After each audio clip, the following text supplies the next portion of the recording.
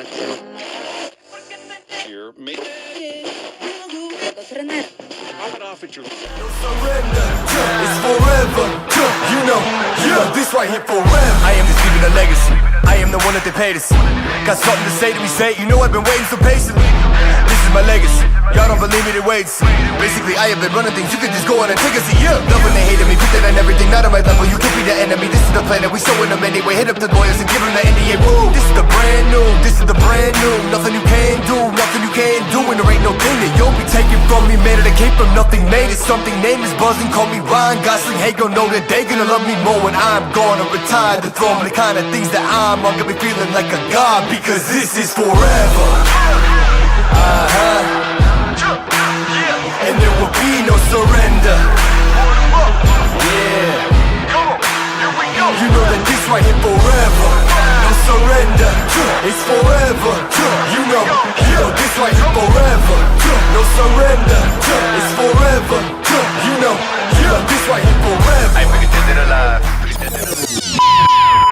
Welcome back to another episode of the Blaklist Podcast. Today, we are excited to have Jonezen with us. He's an independent musician making waves in the music scene, and more importantly, a dedicated recovery advocate and long-term recovery himself. When he's not performing on stage, Jonezen spends his free time as a recovery coach, helping others find their path to healing. His story and passion for both music and recovery are truly inspiring. This episode, along with a host of other inspiring stories, can be found at theblaklistpodcast.com. Without further delay, Jonezen.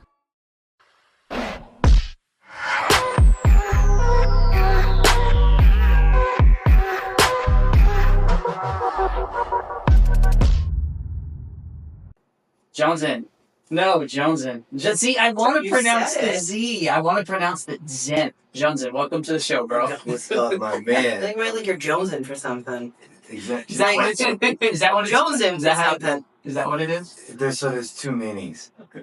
I was in a rap group forever and never had a name prior to getting sober. And then I was in rehab and I brought my recording studio and I decided I would continue as a solo artist. And I called my boy and I was like, I need a name. And he goes, well, what about Jonezen? Because, like, you're in rehab and your last name's Jones. And I was like, huh. Yeah. And then I needed to figure out, how to spell it. And I spelled it with the Z-E-N because it was a Zen, like a Taoist Buddhist book that, like, I read in there that kind of changed my whole fucking life, low-key. And so that was my little nod to that philosophy, you know what I mean? But so it's spelled with the Zen, Z-E-N, pronounced like Jonezen, just like I need that shit. Yeah. Exactly. It does though, like with the Z, and it makes it, peaceful. Yeah. Peaceful, mindful, Well, aware. Well, appreciate you coming on. Sorry for, ladies and gentlemen, if the audio is off, this and that. We are in a hotel room. We are. We're stuffed in a hotel room right now, so we got the AC running, and then we have some echo going on, but we're good. We rock with it, Exactly, man. I'm glad we can make it happen. Shout out this Spark by Hilton in Rochester. Fucking hosting.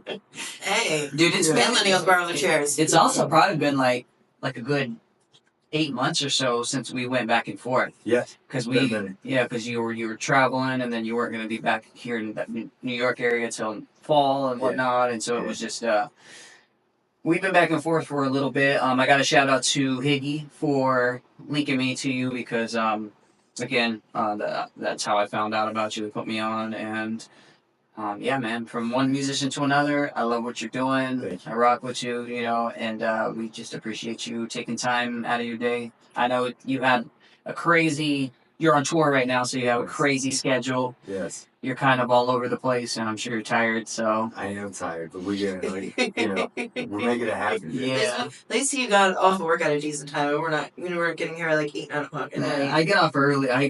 to come here. So. Oh, did you really? Yeah, because I work in Buffalo, so I live an hour and a half from Buffalo, so it takes me hour 15 to hour 20, depending where I'm at, to get home. So I had to leave at like 3 o'clock to get home by 4:30 to pack everything up to get out here. So Right on, man. Well, shout out you for making it happen, dude. Yeah. Appreciate it. Yeah. And not that it's gonna matter because this isn't gonna be out before tomorrow, but you're rocking a show here tomorrow, right? We are. Yeah, and I have to look at the flyer. We're in Rochester though, at the I want to say the Montage Music Hall, I think is the name of the venue. Oh. And yeah, so we kind of start 2 weeks on the East Coast, like right now. Have Okay. you gone there yet already, or is tomorrow going to No. be? No. Yeah, I don't see the venues until load-in. So No. 4:00 tomorrow is when I'll put Really? eyes on it. Have you ever gone somewhere and been like, Oh, all the fucking time. those Absolutely. catchy ass places? Have you For ever sure. walked out? Of a venue? Yeah. No. No. No, No. never have walked out. Have certainly walked in and been like, oh God. Yeah. You know, like, okay. You know, and then you solve problems, man. Yep. And figure it out. It's all you. You know, because it's truly about the people who are coming out to support you. You know, and like you're doing it for them. You Yeah. know, and so you know, if the venue's less than ideal, like you gotta do what you can to make it as good as you can. Yeah. And yeah, just rock and roll, make it happen. You know. Dude, it's like a night and day difference. When I take the headphones off, I'm like, holy shit. Yeah. It feels weird not having. I had to take them off. So Yeah, that's that AC was messing with my ears. We can. So. Do you want to just kill this? Dude, it's gonna be hot. I mean, you can kill it, but it's gonna be hot. Well, we can I'll turn it off for now. I turned it on constant fan because it turned Yeah. off. kill it. See, this is the shit. This is what we do. We're out on the road. You got to make it happen. You know. There we go. It's quieter, and then it'll turn off. And Yeah. I feel like it did a little while ago. Let's see what happens. It's even better to see what's not bad. There we go. Yeah. Those Now it sounds real quiet. there's some pretty sketchy places. Definitely for when you're touring and shit like that. Yeah. You know, it's like, why are we playing here? Yo, I feel like we've all been in worse areas, so. man, we just went. We were in Ohio. We were in Ohio last week, coming here, and we played one of the best venues I've ever played in my life. Yeah. Shout out King of Clubs. I mean, just unreal, so nice. And then like the next night, it was just the opposite of that. You know. Really? I'm not gonna name. Yeah. You know, I don't need to throw anyone under the bus. Yeah. Like that, you know. But yeah, you know, in a sketchy area, fucking terrible sound. You know, it was just like. We're going to like a sketchy area, and then you walk inside the building, and it's just gorgeous. Sure. Like it's like hidden inside. Like Yeah, I love those kind of places. Yeah, absolutely. You know, everything on the outside looks gross, but they're beautiful on the inside. We went to over summer. We went to Washington D.C. for the Lost Voice of the Fentanyl rally. Over at the monument, and then we marched over to the White House. But they had Matt Keegan and Benjamin Lerner. Our guys were over there playing, and the sound was like everything was just like everything that could go wrong did go wrong when it came to the mix and everything. Like they had to go over there and they level it out and whatnot, but it was crazy. It was like all the music was on one speaker and all the vocals was on another speaker, and it was just Now how much stuff do you travel with? it was crazy. How much stuff do I personally travel Yeah. with, or do we as a Probably just tour? just so you can just for your stage stuff. My stage setup is relatively simple.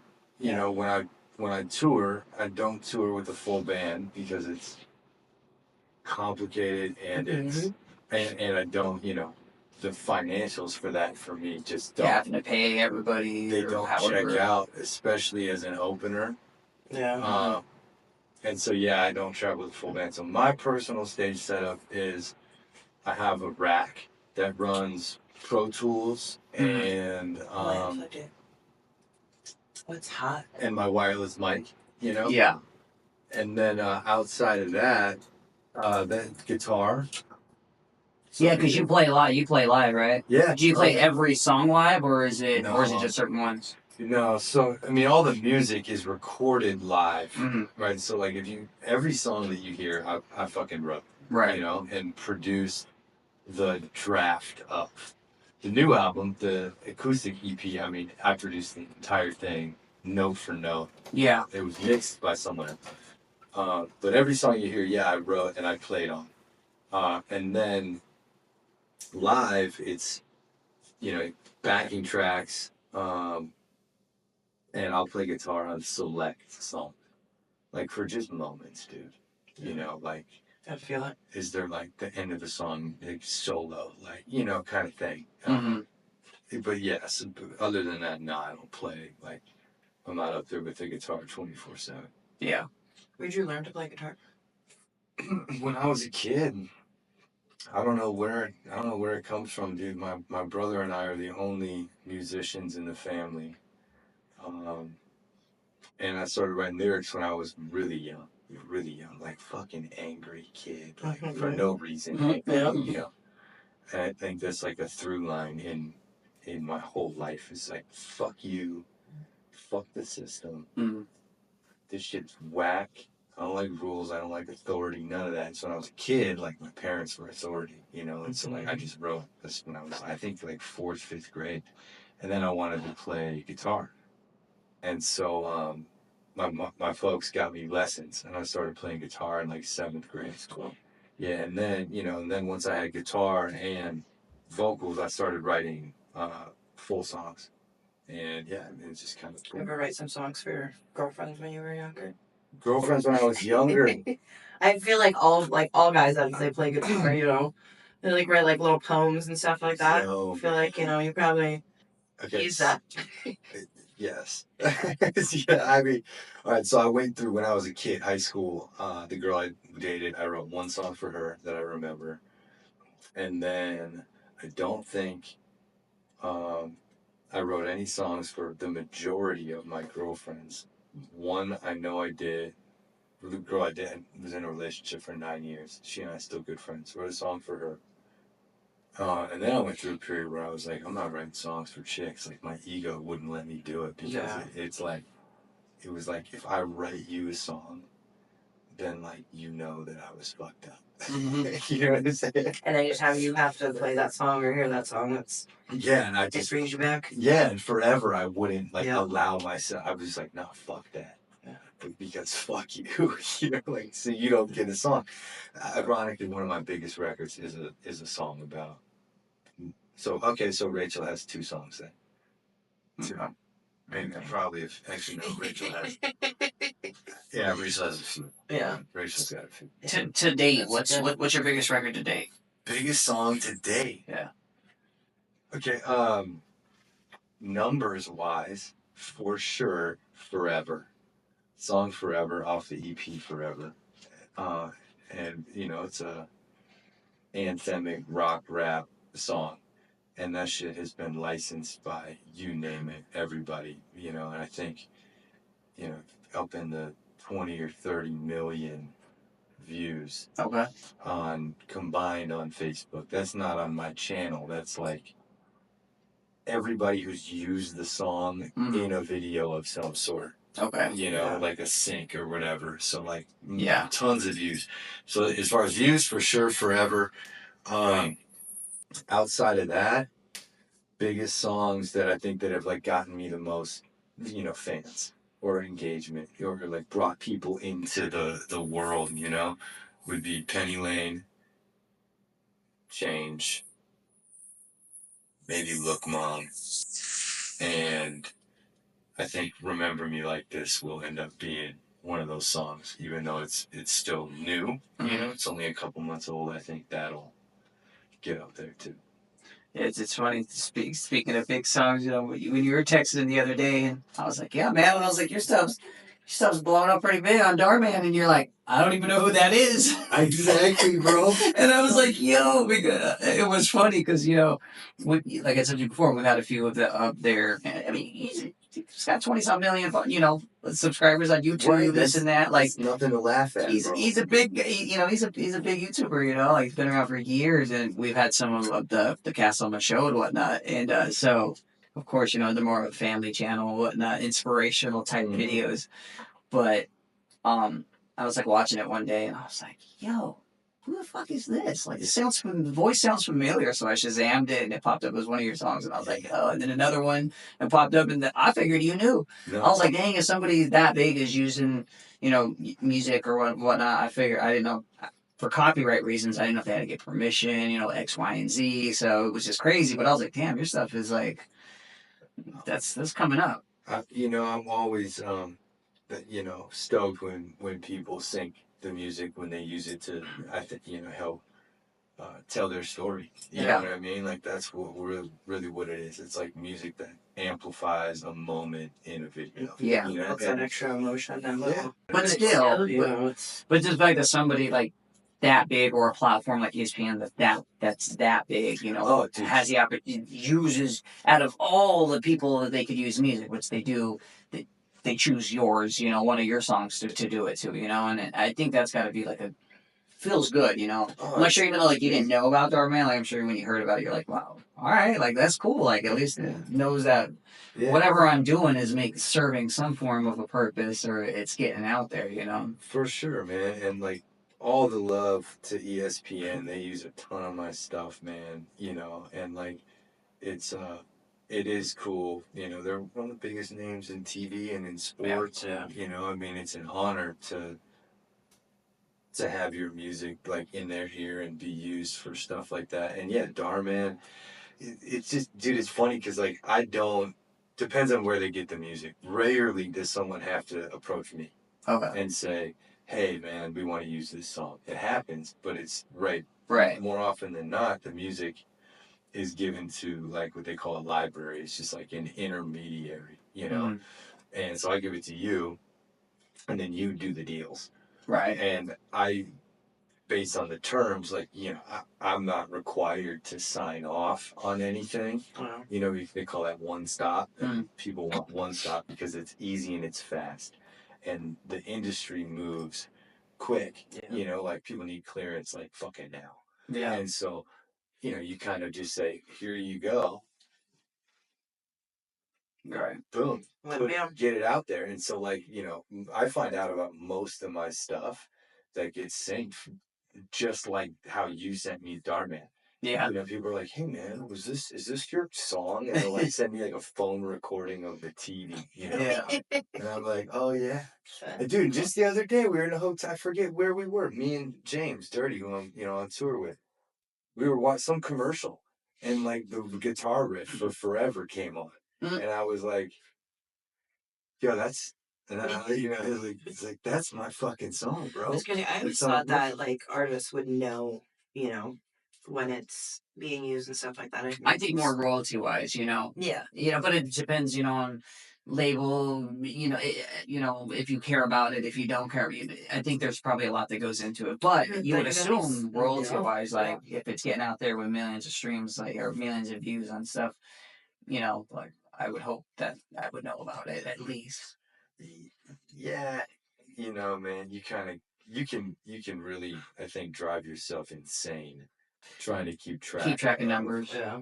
All of that stuff. And that's not to say that you shouldn't be business minded, because you absolutely should, and you should know what's going on with your stuff. But there's a line, at least for me, between like being on top, being professional, being organized, and also not obsessing. Right. And, when I give music to a company and they tell me the deal and they say, hey, look, we'll collect X, Y, and Z royalties. You are paid either quarterly or yearly or every 6 months, whatever. You kind of need to choose to just trust that. Right. And not freak out about it. Now, if there's need for an audit, fucking do one. Right. But at the same time, like, it's like, cool, man. I just kind of. I was watching an interview with Logic one time when he first retired, quote unquote, retired, because he came back pretty fast. Yeah, he didn't fucking.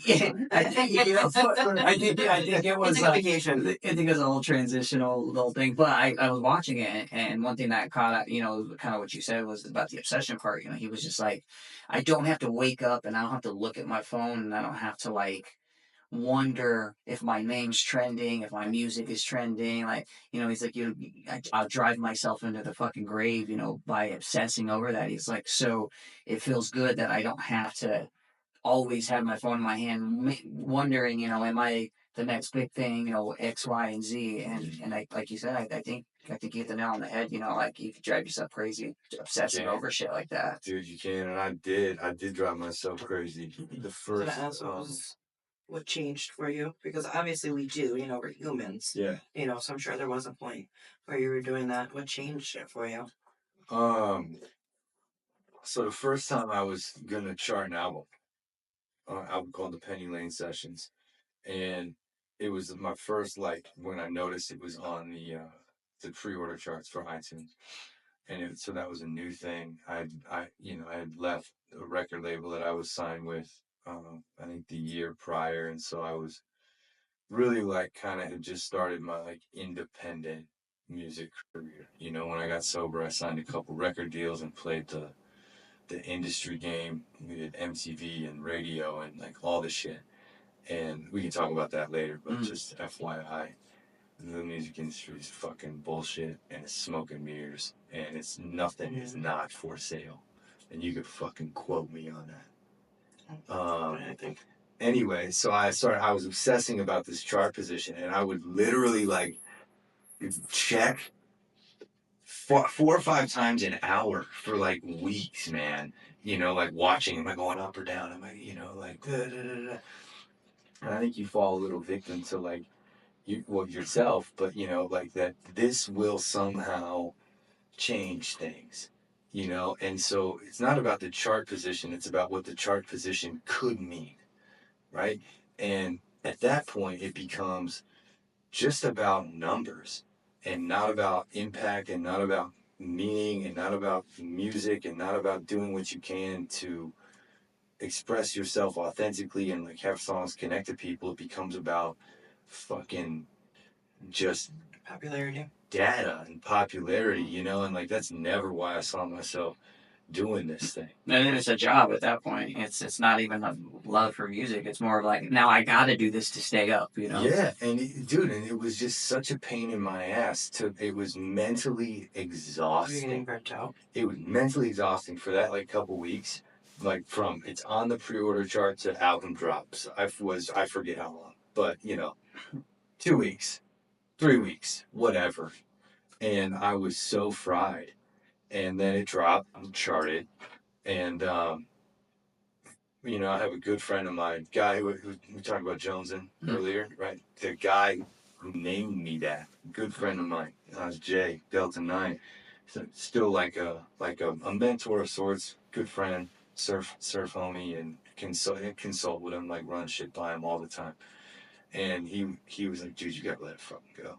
And he's still on my ass 5 years later, like, Just checking. just fuck the numbers, bro. Fuck the numbers.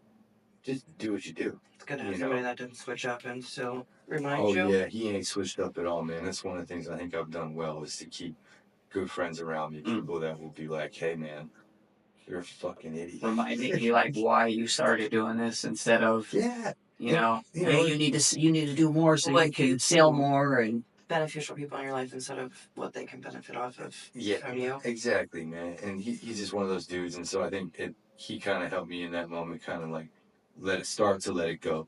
And then, I still, as the years go by and I've put out projects, it's like I still check the chart, and I'm curious because I think fans want to see that. Yeah. There's like excitement that comes from like independent against the mainstream on our own attitude, and so like people like relate to that and they want to see it win. Like if you support me and we're independent, like you get a little like fuck yeah, dude. Like there's like a sense of ownership and pride I think in the fans from stuff like that. And so I'll check and I'll talk about it, but the internal dialogue and like obsession is gone. Like truth be told, bro, I don't give a shit. Right. Like I just want to make music that like connects with people, and if it charts, it charts. And as long as you're able to make a living, and keep a roof over your head and whatnot, like you don't got to be the drive of a Rolls Royce and have a mansion, which it would be nice, but still, Sitting on stage with Ozzy and Eminem. Like I would love to stand on stage with Ozzy and Eminem, but the roles in the mansion, bro. That life ain't for me, I have a friend of mine 2 summers ago. She went to a Jelly Roll concert. 2 summers ago? Maybe 2. Yeah, 2 summers ago, because I met her. 2 summers ago. So 2 summers ago, she went to a Jelly Roll concert. There wasn't even 100 people there. Mm-hmm. And now look at them now. Yeah. Right? Like, quick too, fast. Now you can't like even, everybody there got pictures with him. They all got to talk to him and everything like that. I know. Not even 2 years ago. Like the venue, like it was like, like a bar that had a stage in it and stuff like that. And the place looked empty. And now he's now it's selling unfortunate out because you stages. can't even you can't hardly afford to go to a Jelly Roll concert. But I just think that's crazy. 2 years ago there wasn't even 100 people showing up at his little hole in the wall concerts, and now he's been grinding it out for a long time. Give the man his Never flowers. absolutely. And It's like the same with NF. It was the same way, Yeah, But, I just saw him live in Detroit. Dude, we can't ever get his tickets. NF has the most. I've gone to 2 of his tours, and oh my gosh, this dude puts on. You see him. He puts on one of the best shows ever. Dude. But I've been following him like when he first. Back when his first song dropped on a Christian radio station, because that's what he started naturally, what they were pushing was, and it was like, and to see him over the years, and like he'd have like 10, 15, 20 people show up at his shows, and now he's selling out just like Jelly Roll, he's selling out arenas and like doing these world tours and all this stuff, but dude, NF puts on a show, and what I love about him, just to tap on it, was like, this is the other thing, I was like, the dude has become one of the biggest fucking artists in the world, and you don't have to. He's never said one curse word, which is crazy. He's never said one curse word in his entire music catalog. What's the Eminem thing? You talking about Will Smith? I don't have a cuss word. I got a couple I do, so fuck you. Too. But it's crazy though, just because he, just because the NF is who he is, and I'm just like, fuck, like his shit hits. Damn, it hits so hard, and I'm like, damn, it hits just as hard as someone that was dropping the F-bomb every minute, Yeah. No, I mean, NF, such a good rapper, and I think his music means a lot to people. Same as Jelly Roll. I mean, Jelly's music means a lot to a lot of people. Yeah, the lyrics have a whole dimension. Yeah, and I don't so much know NF's story, but I know maybe more of Jelly's, and I mean that dude comes from some less than ideal circumstances, And well, that's the cool thing about both of them, is that Jelly has came from that. He lived that life of addiction and prison and this and that. NF, on the other hand, has never touched a drug in his entire life, but he watched his mom overdose and died, and that's affected, that's how he made his not wanting to fuck with any of that. Yeah, I didn't even see it. I didn't know. You're good. Yeah, no. It's not gonna go anywhere. You're strapped in. He's never, he dealt with his mom being an addict, and then when he was like 16, his mom OD'd and died. No shit. And it was just like, but that's like, that had been his drive to never touch a drug or never drink or none of that stuff. And then you have Jelly who lived that life, and it just goes to show, like, you have 2 people that are on 2 completely different roads in life, but that are like doing the same thing that's out there, Yeah. Which is what I love about, like the shit you do and a lot of these other smaller independent artists that are out there putting their life and their music, their life into their music. And I know you mentioned, I just want to back up real quick about when you got sober. You could touch on as much or as little as you want, but, one, how long have you been sober? 12 years. Congrats. Heck yeah. That's awesome. Thank you. I'm coming up on 6 years in October, and she hit 4 years, so 4.5. we're all good. So it's exciting. Amazing. It But, feels zen. yeah. It does. Life is so much like Yeah. there's chaos, but it's so less chaotic. Taking those substances out of the equation. I always say Because you're present for everything. Mm-hmm. Things can be going insane around you, but one thing I've learned is to be in control of my emotions. And you may feel something in this moment because it could have came from something that happened last week, and it's just now becoming overwhelming. So like recognizing where those emotions are coming from and what's triggering them, and you can have a bomb go off next to you. I feel like if you've really grounded yourself in recovery, you can have a fire next to you, and as long as you are in control of your emotions, you can just fucking sit there. Chilling. And still keep, stay focused instead of getting off the track, because our emotions are amplified. I feel like drugs and alcohol amplify stuff so much and blow things out of proportion. And, turn us into Yeah, if you want, like, you know, you just want idiots. to kind of want to, if you want to touch on that, you know, like, what was life like as an addict, you know, for you personally? You know, were you doing music then? Have you, you know, like, how did it affect you, your, you know, your life, your family life, music, any of I that? just started playing guitar, and it was what? Sex, drugs, and rock and roll? Pretty much. Yeah. Thought I was a fucking rock star immediately. Man, so I started getting loaded at a young age. I don't remember the age I had my first drink, but it was young. It was probably like 10, 11, for no reason, at least that I recall. Yeah. I just remember, Just to do it. yeah. Which is common, Literally, more common like, now. just because, and I was alone. My stepfather used to always keep dry gin Yeah. in the liquor cabinet, and I used to drink that dry gin, and you could not pay me to touch it now, but when I was younger, I used to, Young, yeah, it was you know. it. I'd take a sip and be like, oh, I'm drunk. Yeah. So, I mean, I was young, and then I know I started smoking weed in 7th grade. And so, I mean, look, drug use played a huge role in my family life, my personal life, my music career. A huge role, you know, in family life in high school. I mean, everything was chaotic, man. Put your parents through hell. You know, I mean, first time I got arrested, I was fucking 12. 12. What'd you do? Drinking and smoking weed Yeah. at some gangbanger's house in Chicago. At least I wasn't doing something stupid. On the front porch. And they were like, dude, you ever seen a 12-year-old? It's like a fucking infant, bro. Yeah, we got a 12-year-old. Yeah. Dude. Yeah. So, like, when I look at a 12-year-old, I'm like, that was me. And I was drinking on this fucking dude's front porch at some apartment complex in Chicago. And I don't really know what happened, but one of the neighbors was like, hey, there's children out here. We were drinking Coronas and 40s and smoking weed and shit. I got arrested.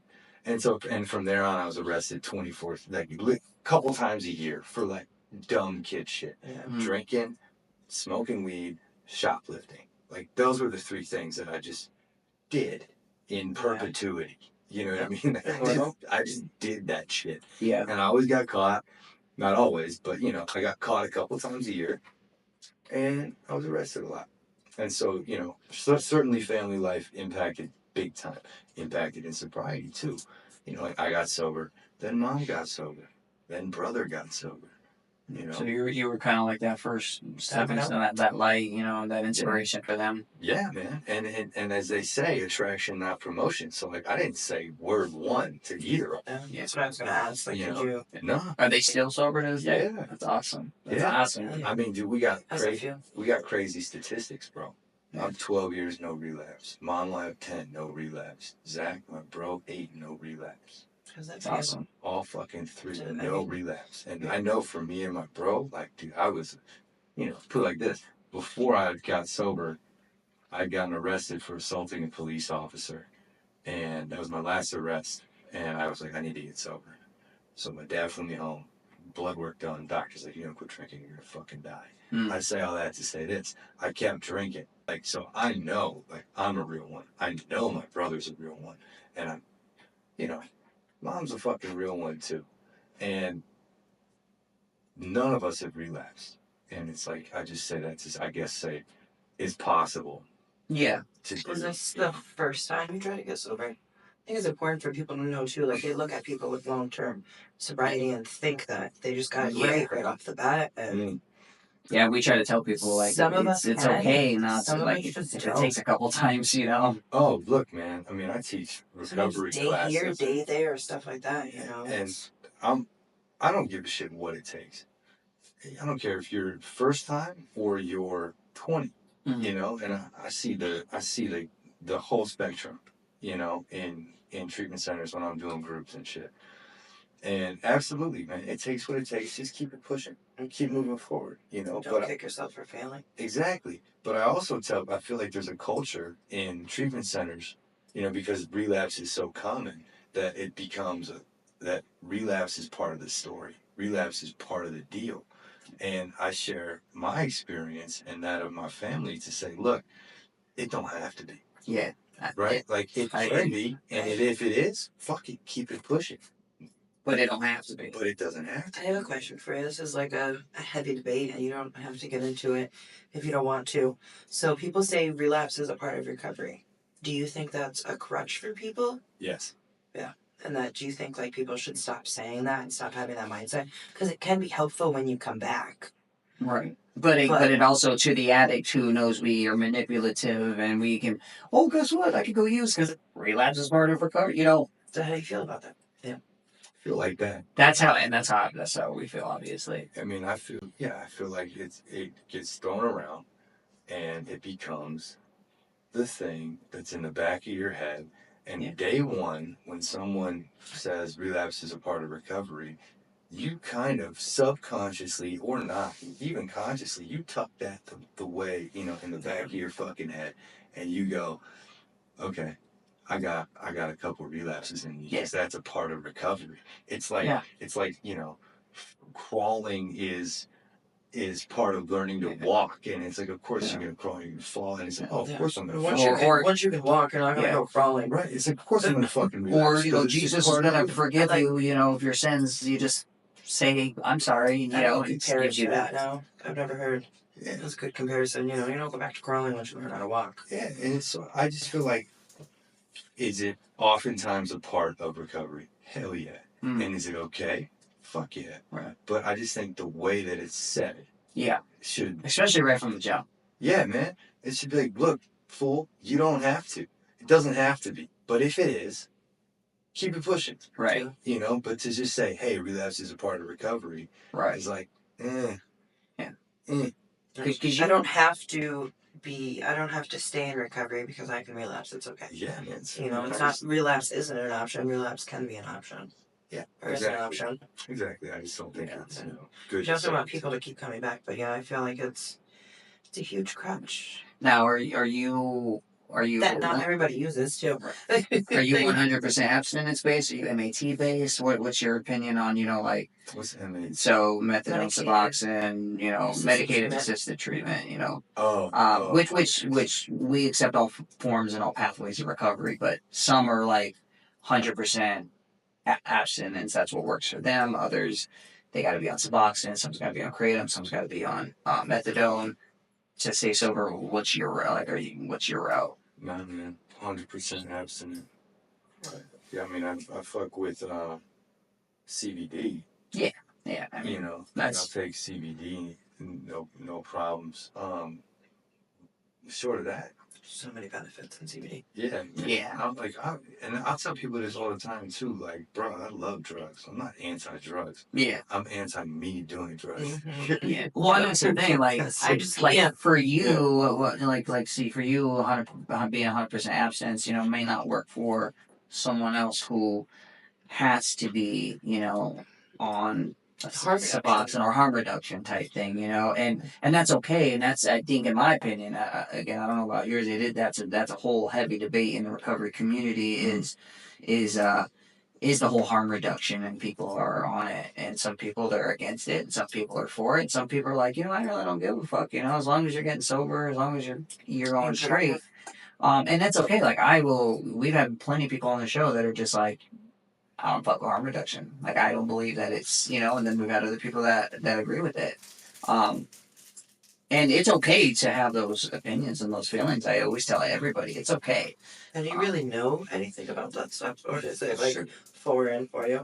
No, I mean, I definitely, you see it all the time. Yeah. The thing that I see a lot is the weed-based treatment centers. Yeah. So right. And man, I'm not against smoking weed, but I have yet to hear, when I've done that job teaching groups, man, for a bunch of years and been in the community for a long time, I have yet to hear of a treatment center that promotes weed where people have a good experience and it doesn't turn into a fucking flop house. That said, I also know people who have not gone to weed-based treatment centers, got sober, start smoking weed, they're totally fine. Right. At least for now. But there's a few of these examples that are fucking years long. So I'm not saying that, in my opinion, your path can't be your path. Right. I'm not saying that, You can't get sober and then start smoking weed and be cool. What I am saying is I've never heard or anybody say anything positive about a treatment center that endorses smoking weed while you're trying to get fucking sober. Yeah, that's what I am saying. On top of that, harm reduction, man. If I had to pick a side, I'm anti-harm reduction. Okay. You know, I think I can be. You know, I see a lot of people on Suboxone, you know, for sure, and I think that it can do some good, a lot of good early on. You know, like there's a crush there where it's like, hey, bro, I just had the shot and I'm on the Suboxone, like, I'm good, like it, cool. Long term though, what are you fucking really doing, man? You know, it's like, you want to get off subs? Okay.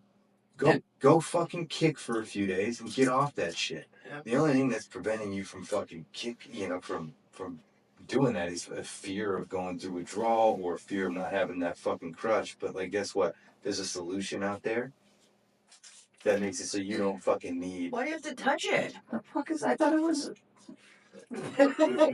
It's my mitt. I thought it was in a pack. It's In a pack. No, I get what you're saying. I never went the Suboxone route. You know, like that was never my area. Some people don't understand too about like Suboxone and methadone. It's not just the fear of going through withdrawals, getting off of it. It prevents those cravings, and some people are just in horrible environments that they just can't get out of, and they need that to prevent those cravings. Okay, for sure. You know, I can get like that. That is the only thing that I am. I mean, it's harm reduction, long term, and stuff like that. Like, I helped a friend of mine get off Suboxone. I was on Suboxone for almost 2 years. I dosed down. I tapered off. Yeah. You know, I'm still here sober, you know, today, but I completely changed my environment. I've surrounded myself, you know, with good people and stuff like that. She was still in the same environment. I helped her get off Suboxone, and the cravings were too much. She went back to using. What else was she doing? You know, to manage craving. I mean, there's a lot, you know, because Yeah. what about program? What about like sponsor? triggers, What yeah. about steps? Yeah. What about meditation? Yeah. What about exercise? What about sunlight? What there's just about some people just don't. Sobriety is more I mean, than there's no just getting sober. excuses, but some people just don't have access to that or just can't do that. Yeah. But that's what I think it's just more than just So getting until sober. they're in a place where they can maintain all that stuff, I think, you know, some maintenance medicine is A-okay. You know, Like I said, I got off, you know, I dosed down, I tapered. I stopped at 4 milligrams, but that's only because I got arrested for a warrant and ended up 4 hours away from where my Suboxone was, and I was without it for 8 days, and I was already tapering. So I was like, fuck it. But 8 days, like, all right, I went home and I dropped 20 Suboxones off at the pharmacy, and I was like, later, you know, and here I am, you know, 2 years later, still off of it and no relapses. But I do think that some people, you know, short term means different things for different people. You know, some people short term is a month. Yeah. Look, man, ultimately, if you're on Suboxone for the rest of your fucking life and you're doing okay, I don't give a shit. You know, like, whatever. Do you want to hear something that's crazy with like harm reduction and stuff? We have a friend of ours that she's down in Georgia, and she works with like a harm reduction place. They go out, you know, hand out needles, fentanyl test strips, you know, stuff like that. They are now teaching people to stick the drugs in their butt instead of shooting it up because it's harm reduction. That's crazy. Like that one, like she said that to us one day, and I was like, "Are you kidding me?" See, that's a little overboard right there. Instead of shooting and like getting an infection or, you know, blowing a vein or something like that, like we're just gonna parachute it up rocks, let's just do it that way because that's harm reduction. To me, that's not harm reduction. I think it's not okay to promote. I think what people are, what they do is they take just like how relapse is part of recovery, and they harm reduction, and now they're going to start putting their own definition of harm reduction under that umbrella. So now they're going to be like, well, it's harm reduction, it's okay, you know, like it's helping me from X, Y, and Z. Instead of going back to the basics and saying like, no, like this is what it is and this is what it isn't.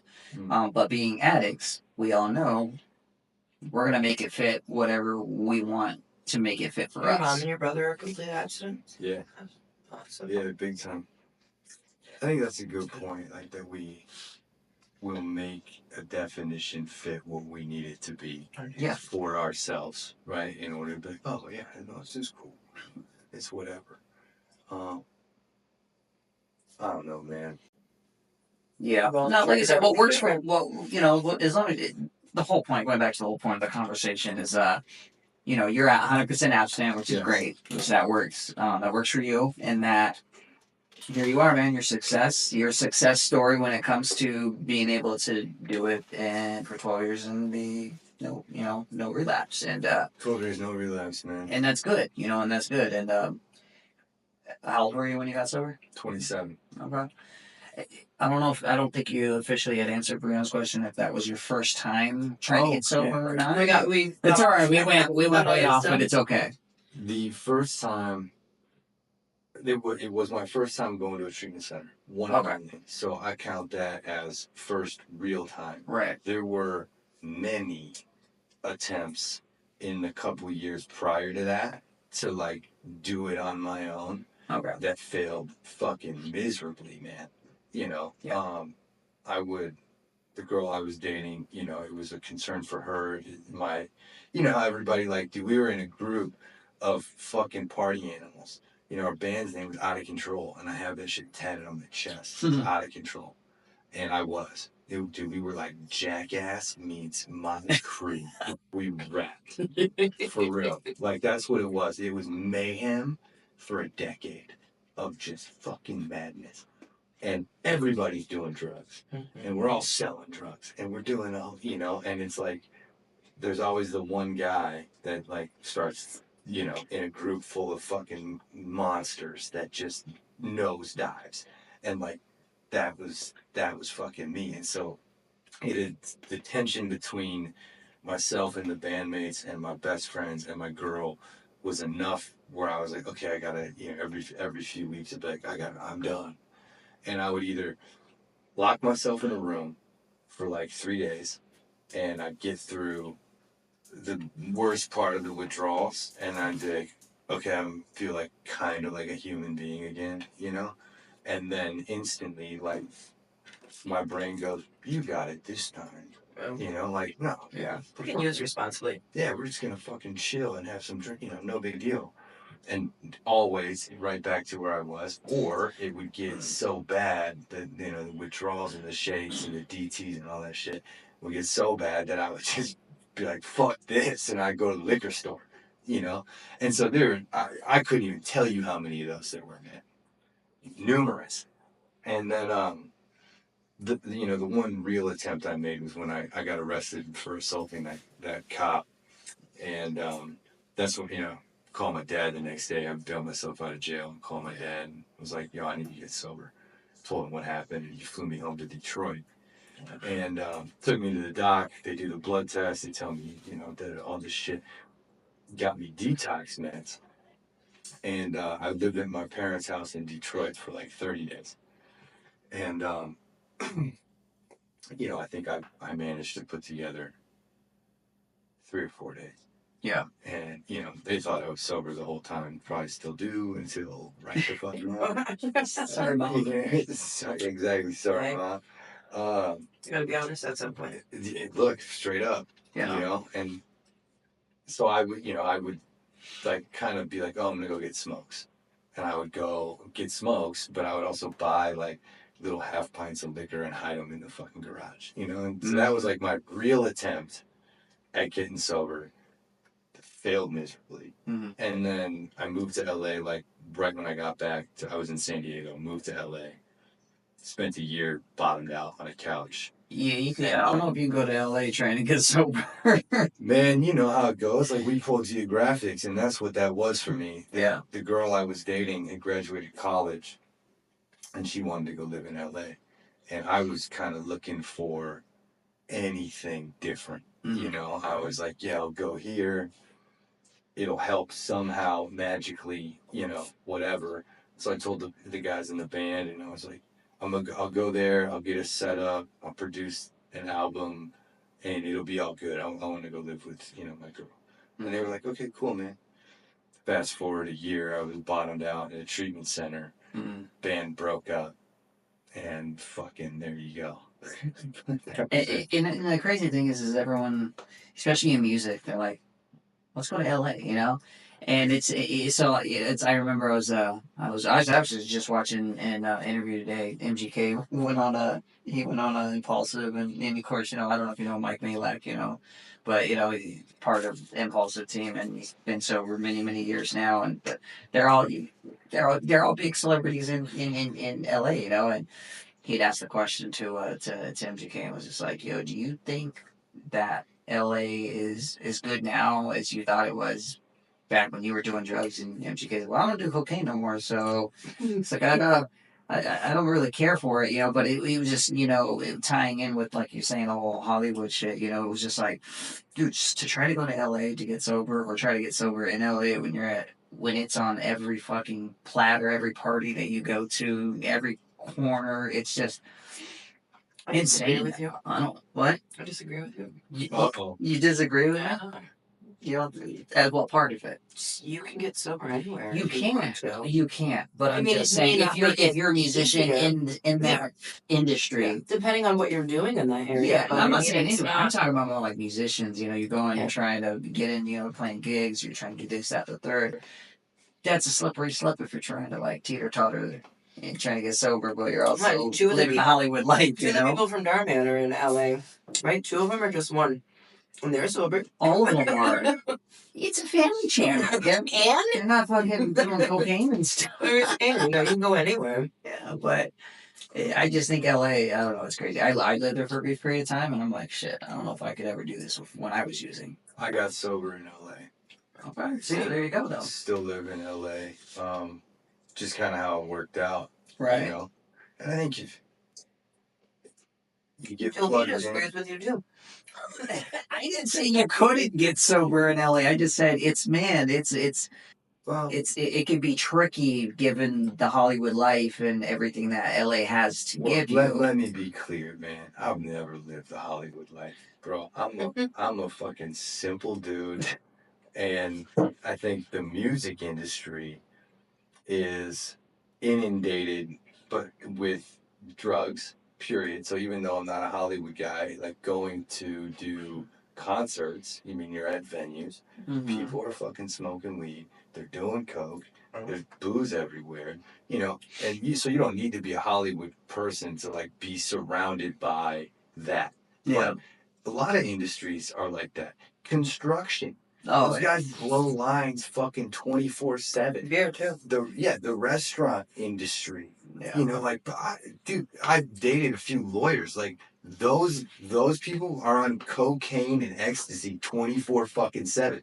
So like, I just feel like drugs are everywhere. Period. Yeah, every profession, like you got So doctors. if you want it, you're gonna Yeah. maintain it. Yeah, and so you know, I didn't even consider, like, it wasn't even a thing. I was in LA. My choice was rehab or homeless.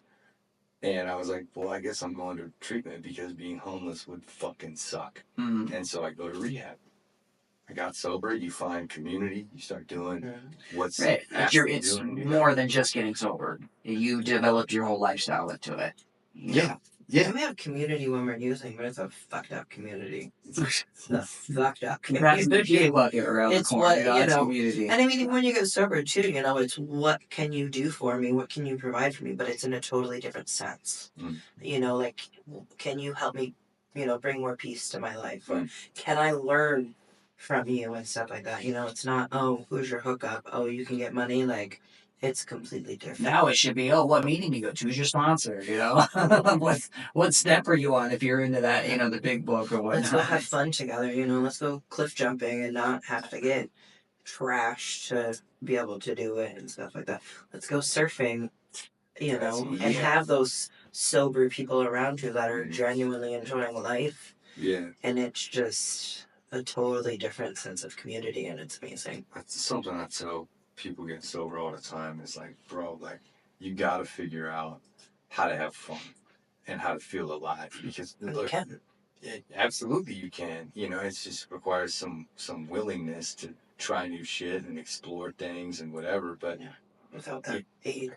Yeah, you know, the drugs are great. I think you said this earlier. One of you said this earlier. Like, they're the ultimate amplifier of things, you know, and feelings and stuff. and they are of both good and bad, you know. They help numb, but they also bring out excess. Like, so if I'm sad, I can drink, and I can be like, okay, I'm okay. But you drink a little too much, and then you're fucking bawling. Yeah. And, you know, and you're like, oh, fuck, you know, like, so. Yeah, she pulls the wall, walking down the street, sitting out in the rain, like. And you want to have fun with your boys. Guess what? We're doing fucking cocaine, and we're fucking drinking, you know? And so the great amplifier, and life without that seems, without knowing, it seems super dull, Right. you know? And people are like, I just don't know what the fuck to do. It's like, well, given that your life turns to shit when you use anything, you better get willing to figure out how to have some fun otherwise, because if not, like, you just live this fucking bullshit. Right. That's what I hear a lot of people say, like when they're newly trying to get sober and stuff like that. They're like, you know, this is boring. Yeah, this is boring. There's nothing to do. There is, just not what you're used to. Yeah. You know, and I always say too, not everybody that uses a substance abuses the substance.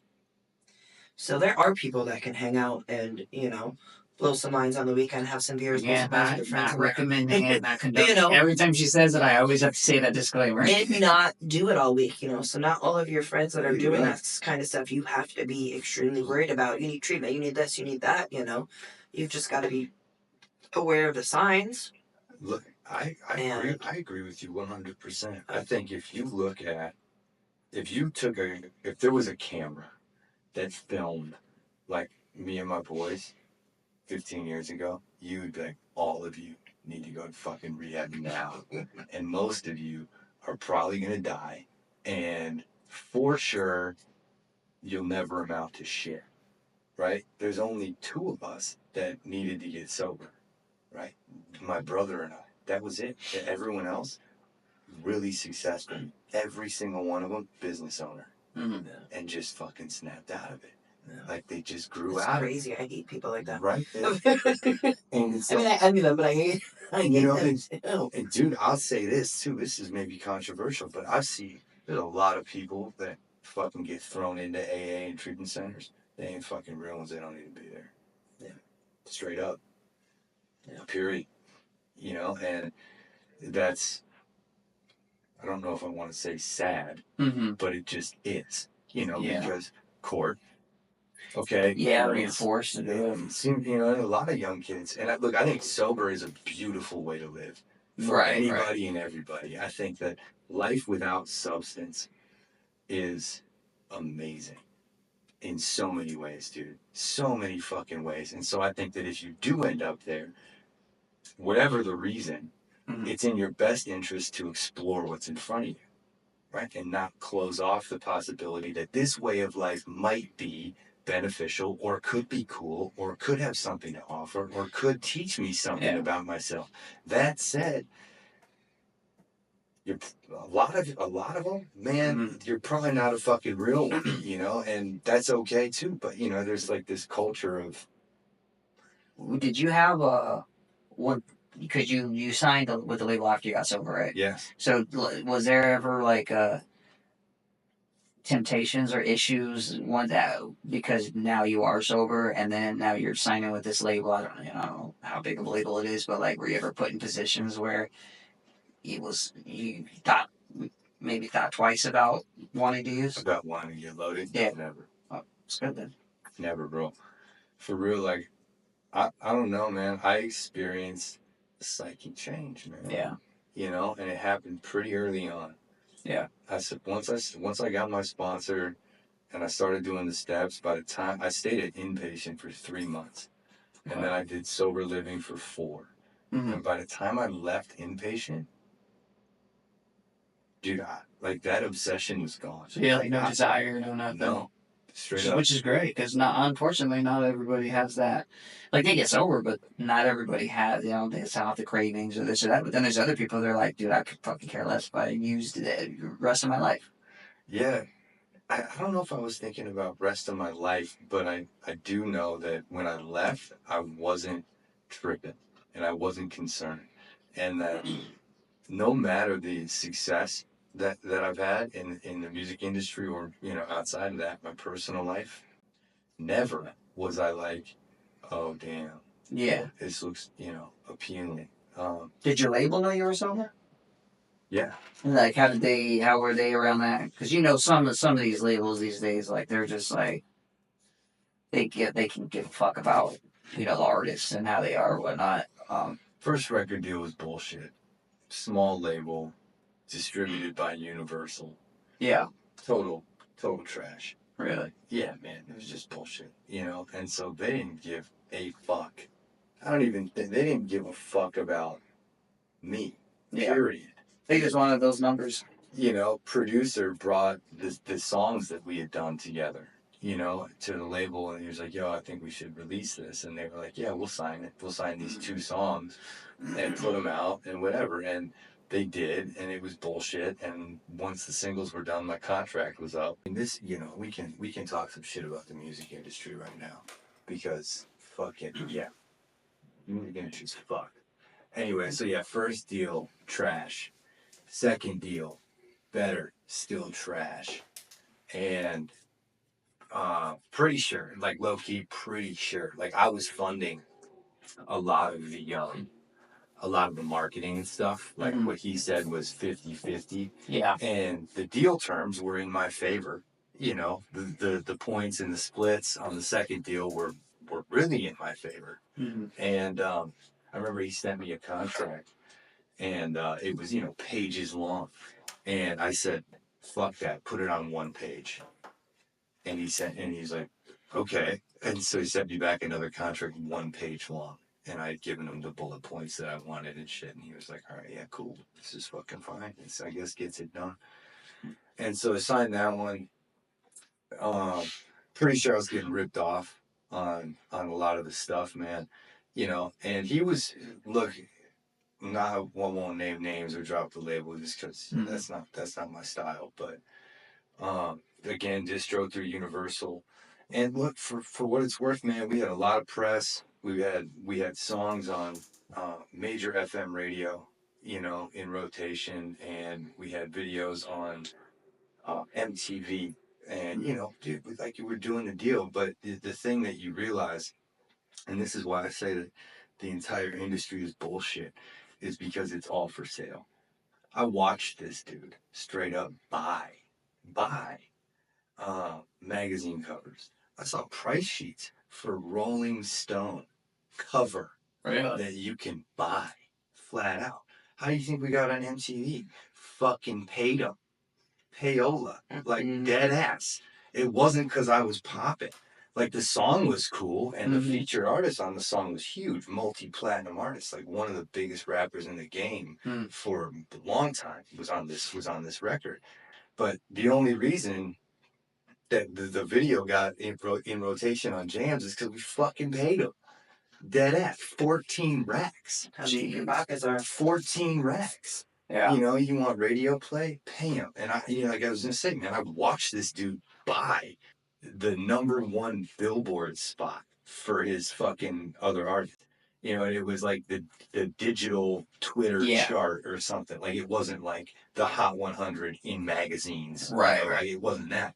But still, paid for, dude.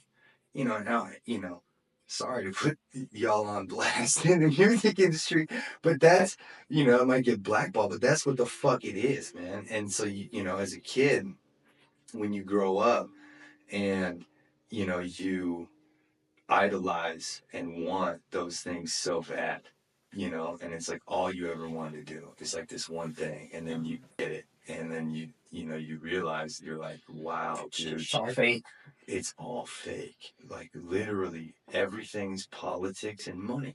And I think that's just the way of the world, but it's still just a little, like, I guess it's a little of a lot of things. It's I not say the you're as least. powerful as your pockets. Yeah, and it's just disheartening in a way, and the luster of it all and the prestige of it get kind of taken away. Yeah.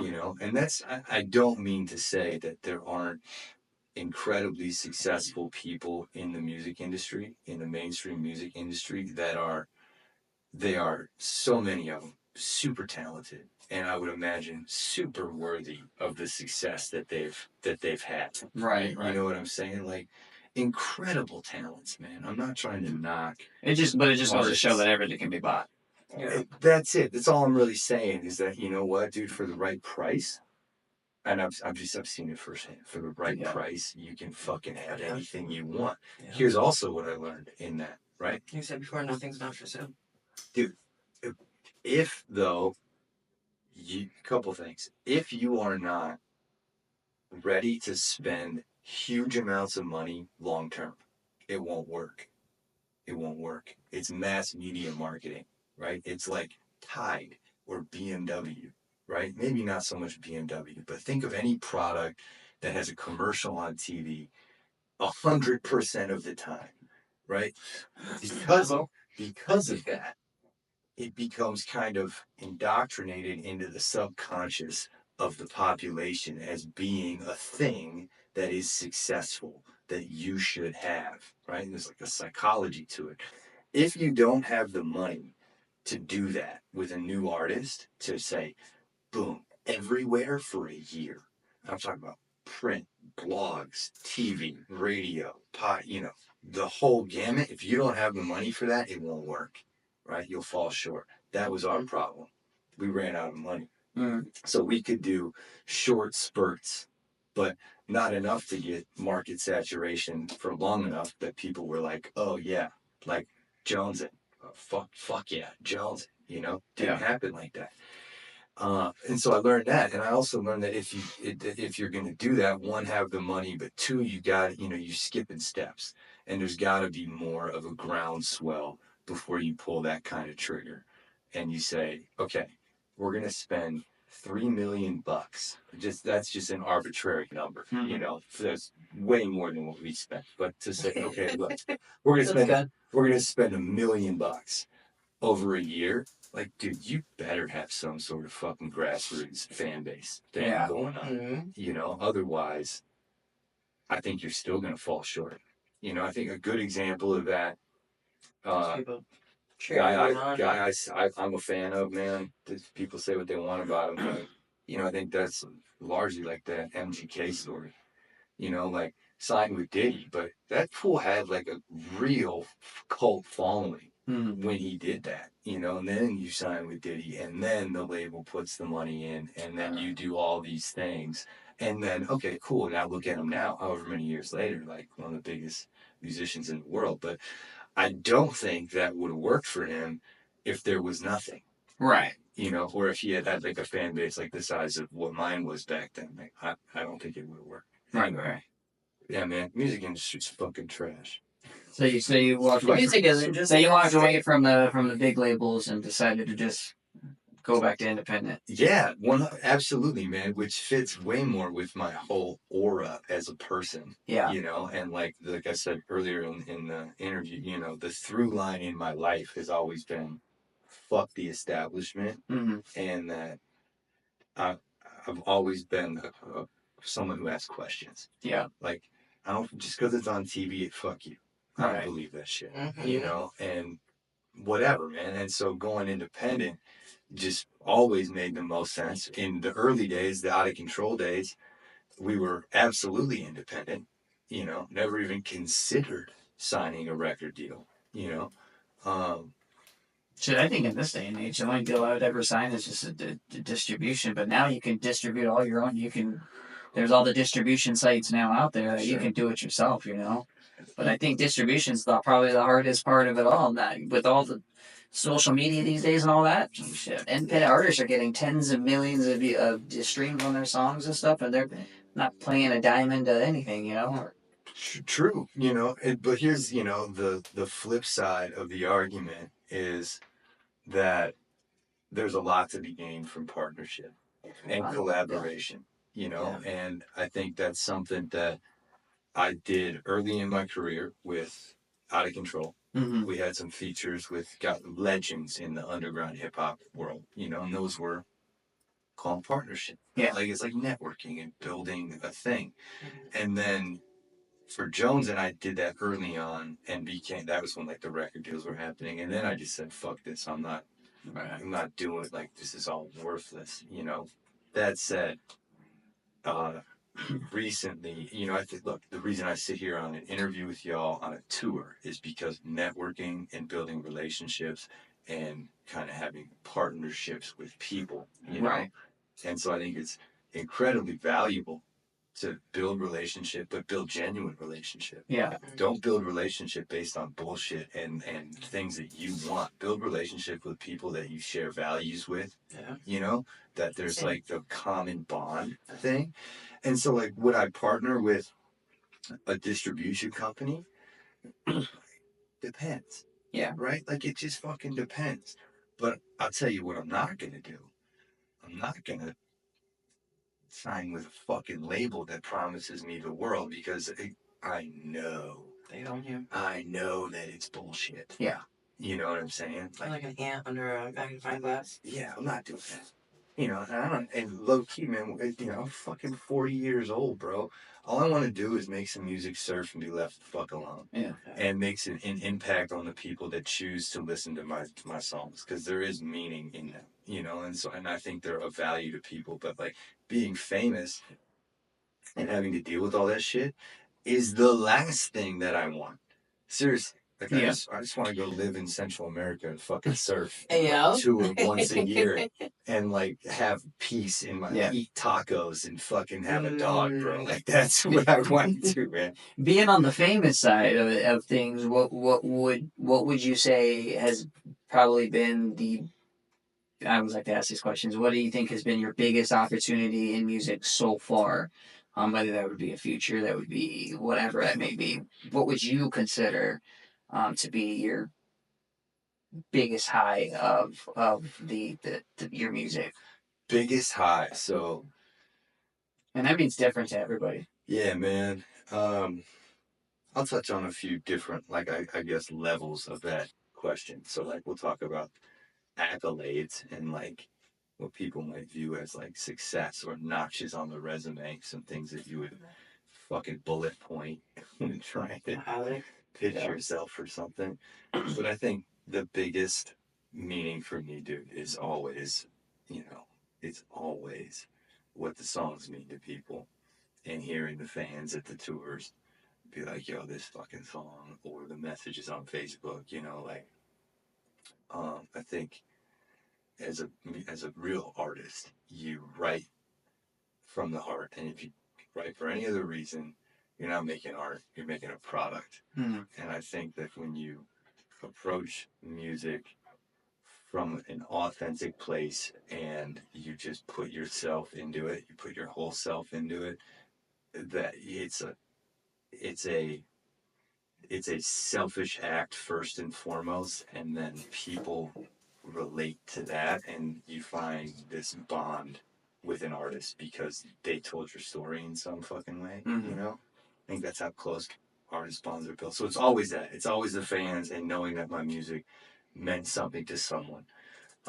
Obviously, you know, doing this for a living, the more of those people there are, the fucking better it is. You know, like I won't shy away from saying that, like, yeah, man, I want to make money and I want to make a living, but I also want to do it on my terms. And I have done it on my terms. And that's, you know, that's a beautiful thing. Outside of that, biggest accolades, man. There's been some awards that I was nominated for and won that were super cool. The Underground Music Awards, Underground Hip Hop Awards, whatever. But there were some big names nominated for that.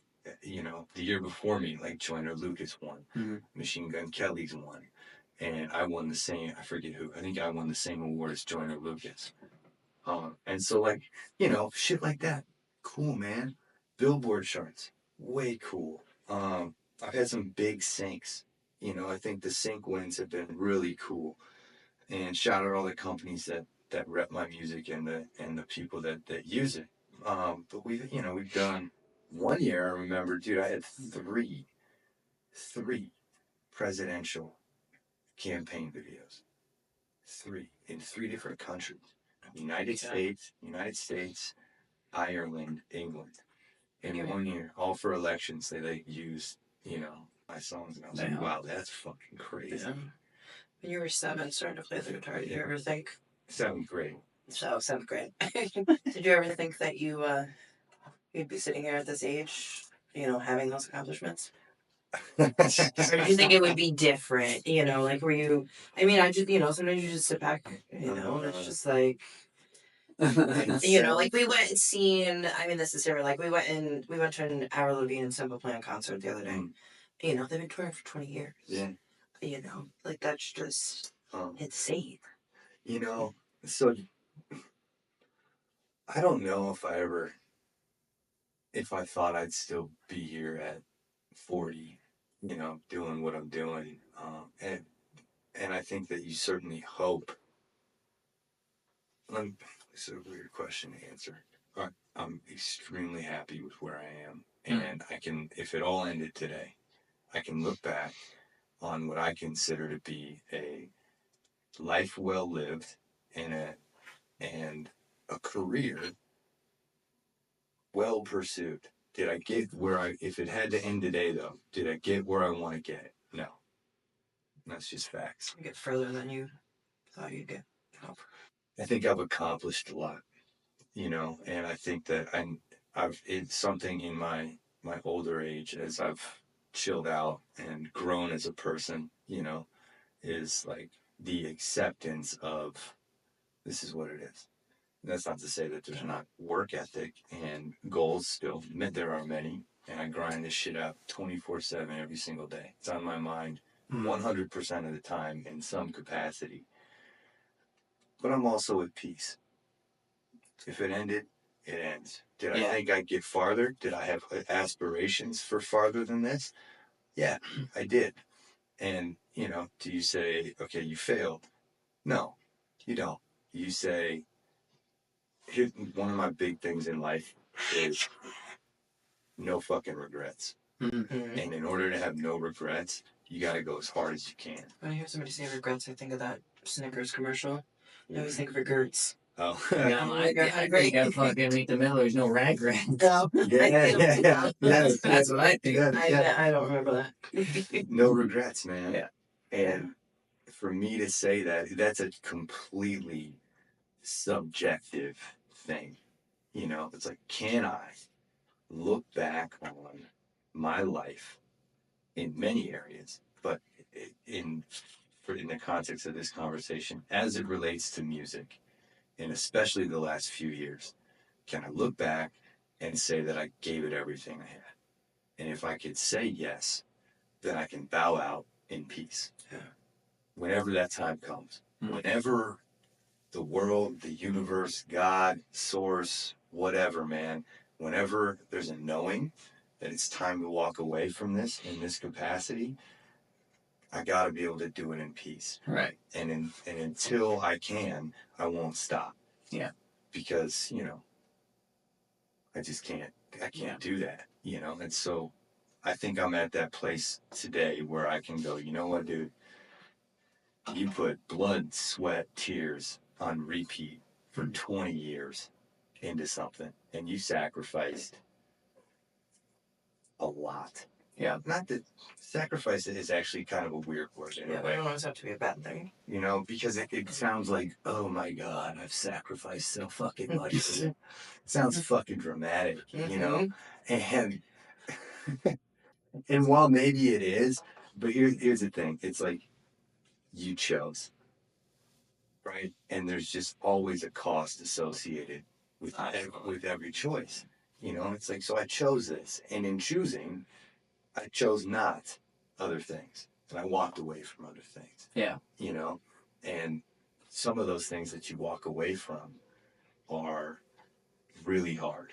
Yeah. And relationships get lost, and whatever. But I can look back and say, dude, you spent every dollar. You never didn't do something out of fear. You always bet on yourself. Yeah. And because of that, when it ends, You win. Yeah. when the time comes, man. And, it's just what it How is. much time do you think you got left in you?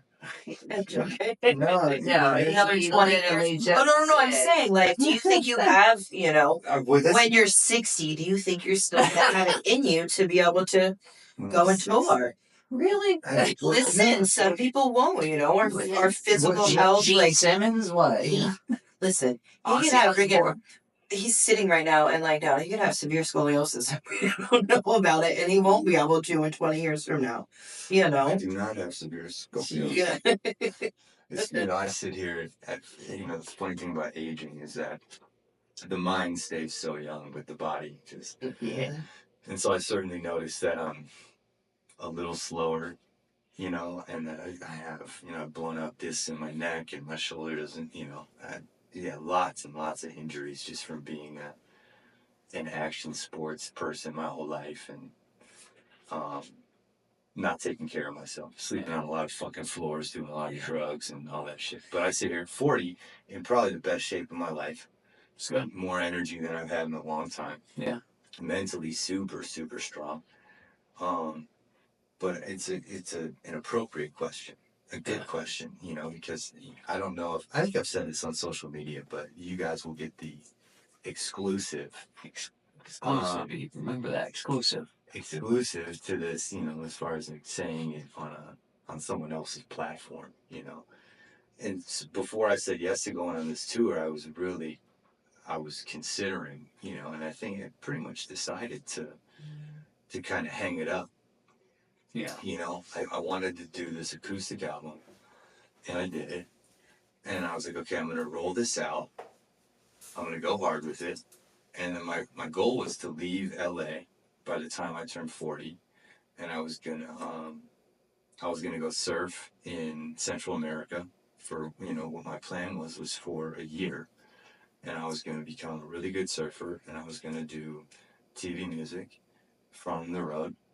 And then I was going to walk away from like trying to blow up or make a living as Jonezen. And then OT Overtime, who's been such a good friend to me and mentor and provided me with a lot of opportunity. He said, "You want to go on the road?" And I was like, well, if I'm gonna say goodbye to this, then not much of a better way to do it than touring for 6 months and seeing the fans one last time, and I love performing, and so it seemed appropriate to say, okay, one more time. And so here we are, and my mind is in a place where I don't know but truly I don't know what comes next. Like, I don't know. I'm going to finish this, and I know I just want to be as present as I can for these shows, these moments, because y'all know, man, life is so short, and moments are so fleeting, and we move through it so fast, and so I'm trying to just be grounded, be present, enjoy every fucking second, shake every hand I can, and just love all of it, because I don't know what I'll do next. Do I think I have more songs in me? I think life's a song, bro. Of course. And like inspiration never run dry. I don't know how long I want to drive around the United States in a fucking minivan and play concerts, and speak of sacrifice and shit. It's like, not that you, like I said, not that you sacrifice, but that you choose, and you can't help it, man. Yeah. That as you age, and I know for the young kids out there, it's going to be hard to fucking hear, because, you still think you're going to wear the same clothes and listen to the same music. Yeah. When you're 16, and you're 50, you're like, oh, I'm never going to fucking change. And it's like, I got news for you are. Yeah. And you can't help it. And it's going to happen, and it's going to sneak up on you. And as I've gotten older, my priorities have changed a little bit, And my mom always told me around every decade, Yeah. Your needs, your wants, your desires in your life always change. So Yeah. be ready for it. And it changes. Yeah. You know, and I think one of the hardest things for me in the past year has been allowing myself to accept that things have changed here and here, right? Because you hold on. Same thing I did when I got sober. It's like I couldn't let go of the identity that I had, right? That I was a party animal. It's tatted on my chest, out of control. Like, who am I without this? And allowing myself to be okay with saying this does not define you. It's been a huge piece of who you are, Right. but it's not who you are. Mm-hmm. You can let it go. Like, if you want to walk away, you fucking can. And the struggle there, bro, is intense. Power struggle. You know,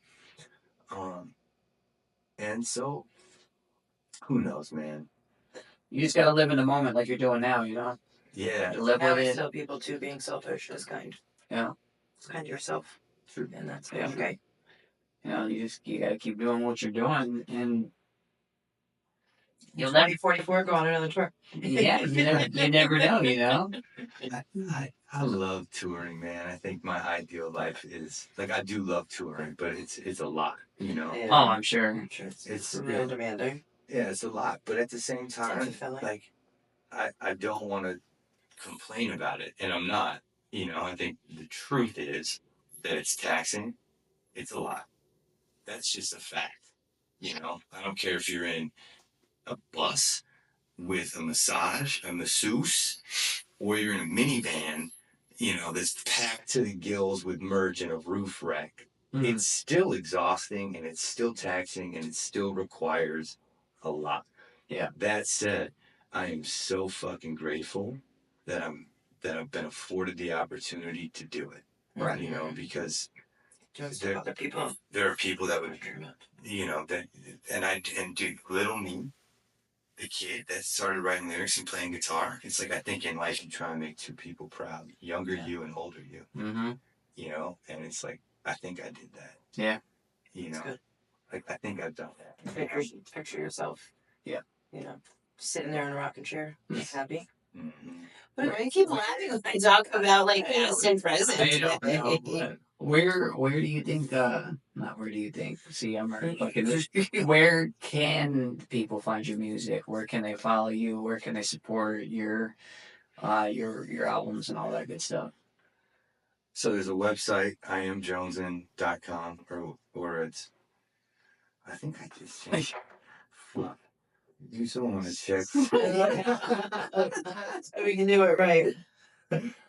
Well, she's looking up the website, your socials and all that. So Facebook is Jonezen Official. Instagram is It's Jonezen Music. TikTok, It's Jonezen Music. So if you want socials, right there, Spotify, Apple, whatever, man, just search Jonezen, Jonezen.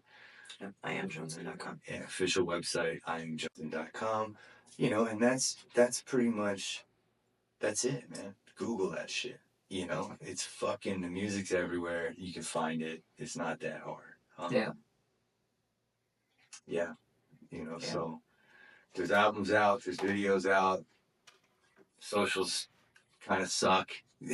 But, Yeah. It's a grind, bro. It's a grind, on the socials especially. I know, man. So, And like, I think that's one of the reasons, like, is like just acknowledging that, like, dude, I don't know that I'm willing to put in the work required to be good at social media. Like, for years I've tried to, like, tell myself that, like, oh, I need to do this. right.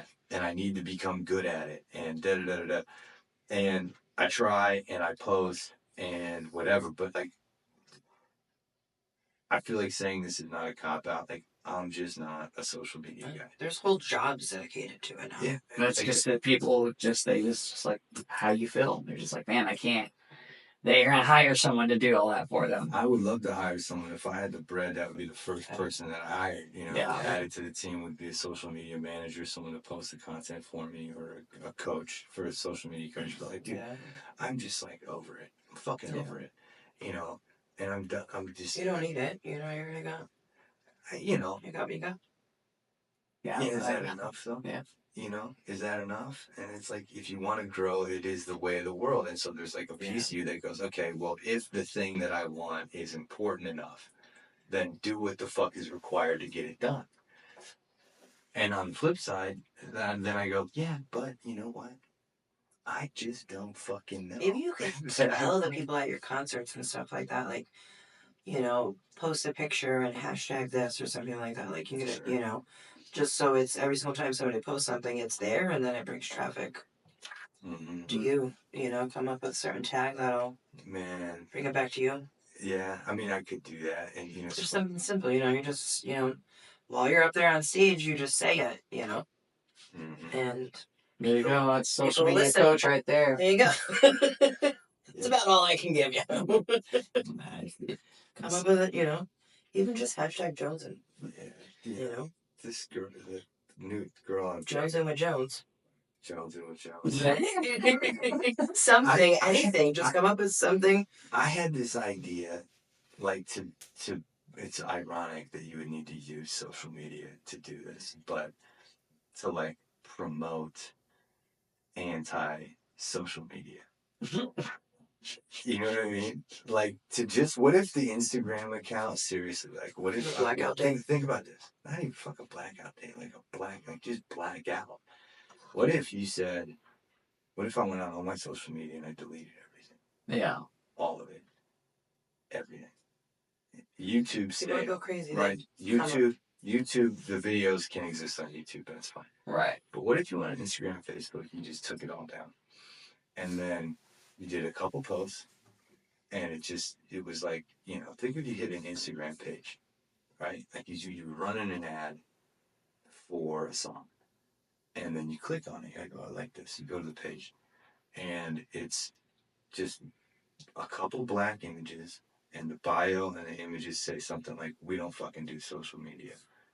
If you want to know when music's dropping, click this link, sign up for the email list. Yeah. Like, this is this is an underground cult following, and we don't give a fuck about popularity, content, influencers.